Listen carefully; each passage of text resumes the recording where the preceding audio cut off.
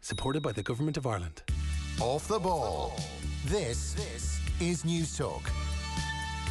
Now you're very welcome back. Half an hour gone between Spain and Sweden. It is 0-0 in that game. Spain have had a monopoly on possession. I mean, I would say the stats must be well into the 80s, because Sweden just have not touched the ball. They're defending very deeply, and Spain are just knocking it around and starting to create chances as well. So you would feel it's only a matter of time before Spain make the breakthrough. 31 minutes gone.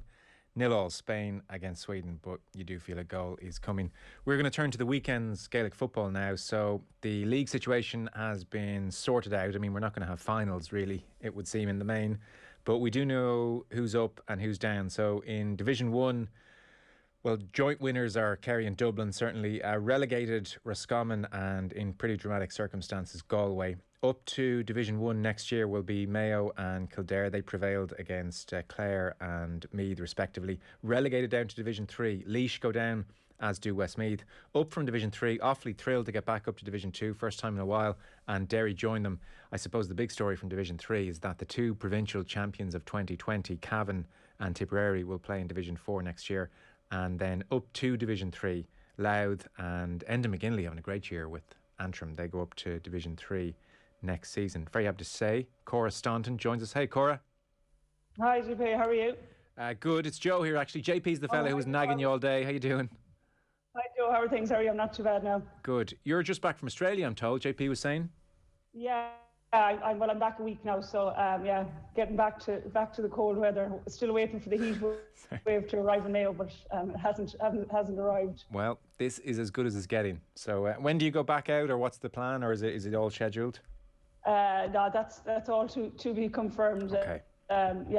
Decisions are to be made quite quickly.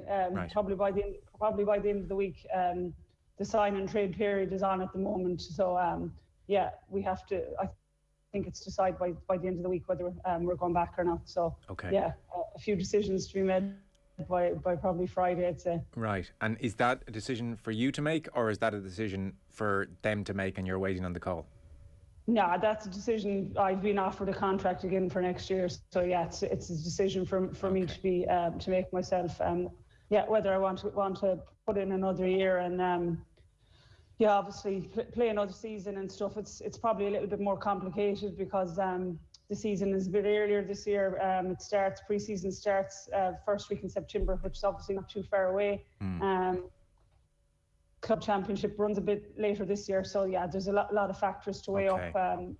All of that. Hotel quarantine is still in place in Australia, so that will have to be gone through again. So just weighing up the factors. You know, I'm lucky I'm with a club that understand that my club here in Mayo and Kerry and Corner are very important to me. So they're very willing to obviously let me play some sort of club season here and go back a bit later if I do decide to go back. So just a few chats need to be had with people. Okay. Obviously I'm only home a week and I'm only out of self-isolation on Saturday night, so and already played a club match yesterday, so the body's a bit sore today. Okay, so we wanted to look back on the weekend that was. Strange, eventful, exciting, interesting weekend all wrapped up into one. We might start with Saturday evening, because I think a lot of people were really looking forward to those two Division 1 semi-finals live on TV. I know I certainly got home to watch them, and Kerry 6-15, Tyrone 1-14, Clifford with a penalty, Gavin White, Gainey scored 2, Darragh Moynihan. Brian Dooher said, "We are concerned, although we know we're not as bad as that. Kerry will take some beating." This one's very hard to know what to make of it. More so from the Tyrone perspective. We know Kerry are good, we know Kerry can do damage, but what do you read into what Tyrone are about at the moment? Yeah, it's obviously very difficult. Watching the game on Saturday evening, how explosive and creative and direct Kerry were, and just how poor defensively I suppose Tyrone were, and how wide open they were in their defence, which is not Tyrone like at all. I suppose obviously with a change of managers, Mickey Hart and his style of play gone, and Brian Dooher and the co-managers coming in, things have changed from a little bit to the way you play. So it's quite worrying. Kerry were attacking at ease at times and getting through that Tyrone defence, and I suppose suppose the way that the league is this year and in championship roles, 2 weeks later, there's not much time to fix a lot of these problems. Yeah, I agree. Probably Tyrone weren't as bad as shown on Saturday evening, but they still have a lot of worries, and we know how dogged Ulster football is, and especially again this year, the second year that the championship is knockout. So once you lose, you're out. So you can't afford to have a bad game, and yeah, I can see Tyrone are worried. Their forwards were well held for the majority of the game, and their defence certainly struggled right throughout with that Kerry attacking prowess. Because they've been very definitely trying to move away from a more pragmatic defensive mode of play to a bit more direct and a bit more attacking. I would think after an annihilation like that, which is what it was in the first half, when you concede 5 goals, I think it's like the 1940s since they conceded 5 goals in a half, the senior men's team. There must be real temptation now, if you're Dooher and Logan, to sit around and say, look, we can't risk that kind of an embarrassment in our first year here. We might just need to go back to bodies behind the ball, typical Tyrone football here, because some of those players were just not able to defend man for man at times. Yeah, and I suppose, if you've been in a system, a lot of them players for Tyrone have been around a long time and have been used to playing a certain system, under Mickey Hart for a number of years. It's very difficult to change over a short period of time of playing that system to, particularly playing nearly one-on-one football like they're doing, where Tyrone were playing obviously with a huge defensive structure when Mickey Hart was there with their half forwards, dropping back, and at times maybe playing just 2 in attack. So, to change that in a short period, especially again with the COVID season that it's been, not as many league games and a shorter lead in with pre-season and everything, it's very difficult. So, yeah, I suppose it's a big decision whether they want to go back to the system that the Tyrone team played under Mickey Hart, or go back to a little bit more of a defensive system. I think they're going to have to do something like that, because, as I said, Ulster football, it's a very dogged type of system up there that they have to try and get through, and it's not easy, and as I said, one defeat and you're out. So yeah, they have a huge lot to ponder over the next kind of 10 days before they're out in 2 weeks' time. So yeah, it's difficult. They're certainly going to have to look at a number of different things over the next couple of sessions. Yeah, I guess they might have 4 or 5 pitch sessions to try and sort this thing out. So it's going to be really interesting. So that game happens. Kerry, look, a joy, and they've done this to Galway as well, so it's no fluke, and you really hope they just go at the championship and play that kind of attacking brand of football. So Dublin and Donegal then took to the pitch knowing there wouldn't be a league final no matter what. We've all been looking forward to Donegal having a crack at Dublin for a long time now. It finished 118 to 114, and you thought, okay, Michael Murphy not being in there is a massive blow, clearly, but you thought they'll have a go. And actually, it was like an approach from 4 or 5 years ago kind of football, where they got men behind the ball. It felt slow. It felt conservative. When Dublin scored that goal about a half hour in, I felt like I felt when Dublin beat Tyrone in an All-Ireland final a couple of years ago and scored a goal, and you just thought, well, there's no way back now. It just seemed like Tyrone, like Donegal, didn't have a crack at them. Just didn't go for it. You wonder, is there a degree of shadow boxing here, and we'll save that plan for when it really counts, or is this how they think they're going to beat Dublin?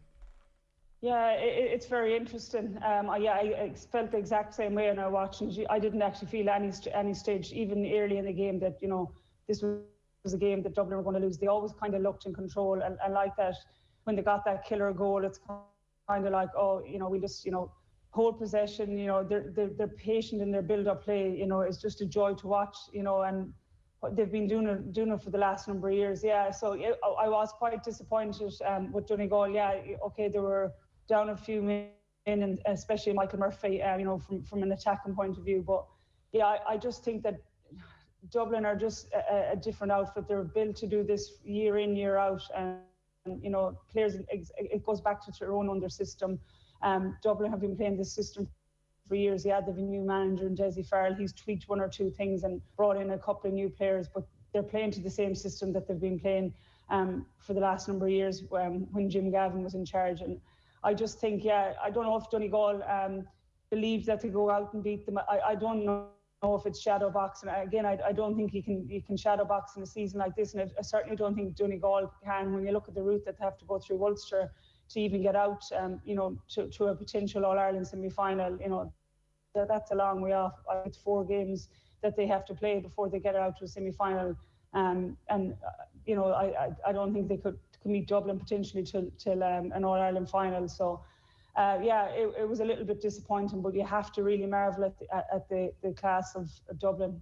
At times it didn't look like they even got out of the third gear, and they're just so composed. They know exactly what they're doing. Every player knows exactly what they're doing, and being a Mayo supporter, you just have to look at them, and they're a joy to watch. They're such a well-oiled machine, and while we marvelled at Kerry the couple of hours before, it probably just looks like someone like them with their direct pace and power that maybe potentially could beat them, but it's very difficult to see that happening. Yeah, I know. At the start of the year, I thought, well, Dublin could be really pushed this year, and the more I see them just operating so, as you said, well-oiled machine, third gear, you kind of think, God, they actually are as good as ever. And so, you said that Kerry approach might rattle them, and I guess Mayo have had a bit of success having a real go in that way. Do Donegal have the footballers to do that? Like, do you think if they were to meet in an All-Ireland final, certainly based on yesterday, I guess, but do you think regardless, like, the Donegal attitude should be, let's just go all out here, high pace, let's not drag loads of men back necessarily and have a bit more adventure? Or how do you see Donegal's players? Maybe they don't have what Kerry have. Yeah, I think they have to a certain point. I don't think they have the depth that Kerry have. I think when you look at the 6 Kerry forwards from Saturday evening, I don't think Donegal have the 6 forwards to match them. And unfortunately, then from a bench point of view, Kerry certainly have more depth. So I do think that Donegal could be a little bit more adventurous and probably not get as many bodies behind the ball. But I certainly don't think at this time that they have enough forward power to really test out that Donegal or that Dublin defensive unit. But when you say a defensive unit, it's not 2 to 7. It's probably at this stage 2 to 13, 2 to 14. I just don't think they have enough power up front. And we'll see with Michael Murphy being back, will it make a difference? Yeah, it definitely will. But I just think that they just don't have enough firepower. Probably don't have enough pace and speed and directness to get at that Dublin defensive unit. Yeah.